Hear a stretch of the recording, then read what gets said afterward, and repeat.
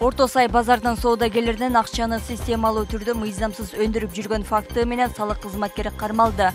Анда Октябрь райондук салык башкармалыгынын кызматкери жергиликтүү салыктарды жыйноо боюнча жүктөлгөн милдеттерине карабастан өзүнүн ыйгарым укуктарынын чегинен чыгып баюу максатында Орто сай базардан соодагерлерден мыйзамсыз акча чогултуу менен алектенген. Аны менен катар эле ишкерлердин салык төлөөдөн качуусуна шарт түзүп берген деп айтылат билдирүүдө. Комитеттен салык кызматкерлеринин мындай аракеттери базарда соодагерлердин нааразычылыгын жаратып, жалпысынан жүргүзүлүп жаткан салык реформасына жана анын ичинде кассага көзөмөл кылган машиналарды киргизүүгө терс таасирин тийгизип жатат дешти. 2023 жылдын 13 декабрында козголгон кылмыш иштин алкагында чогултулган материалдардын негизинде кармалып Бишкек шаардык милициянын убактылуу кармоочу жайына киргизилген. Азыр бул кылмышка тиешеси бар бардык адамдарды табуу жана мамлекетке келтирген зыянды аныктоо боюнча иштер жүрүп жатканы айтылды.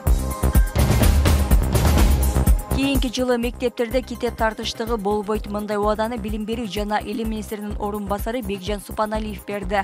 Анын айтымында быйыл казынадан китеп чыгарууга 152 миллион сом бөлүнгөн. Учурда Учкун басылмасында окуу куралдардын 2 партиясы басылып чыгып мектептерге жөнөтүлдү.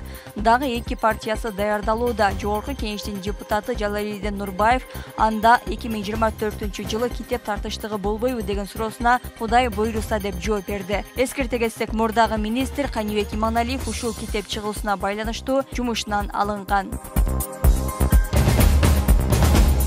Министрлер кабинетинин төрагасы Акылбек Жапаров мамлекеттик деңгээлдеги мааракелик иш-чаралар кыскартыларын билдирди. Анын айтымында өкмөт мындан ары белгилүү адамдардын 100, 150 жана 200 жылдыгын гана белгилөө чечимин кабыл алган. Калган мааракелерди туугандары өзүнчө конференция тегерек столдо уюштуруп белгилесе болот. Алымбек Даткадай биздин кыргыз элине абдан көп кызмат кылган инсандарыбыздын баары 31 августта эгемендүүлүк күнү менен кошо эскеребиз. Анан 80-90го чыкты деп маараке уюштуруп, бала чакасы 1 жылкы сойгонго жарабаса, биякта биз ары бери жүгүрүп жүрсөк туура эмес экен деди өкмөт башчы.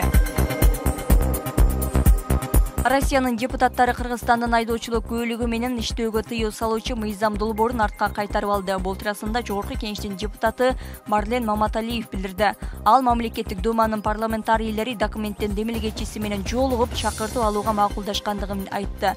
Бирок алар Кыргызстанда айдоочулук көлүктү туш келди таратпоо үчүн чара көрүүнү суранган. Маматалиев көзөмөл күчөтүлүп, жада калса президенттин карындашы дагы 5 жолу экзамен тапшырып ала албай койгондугун айткан. Россиялык кесиптештер реалдуу түрдө көлүк алган адамдардын жалпы маалыматтык базасын бере аласыздарбы деп сурашты. Жасалма документ жасап 3000 сомдон саткандар бар экен. Ушул тизмени берүү мүмкүнбү деп кайрылды Маматалиев. Ички иштер министринин орун басары Адылбек Бийбосунов бул жакында ишке ашарын Евразия экономикалык биримдигинде жалпы база түзүлүп жаткандыгын билдирди.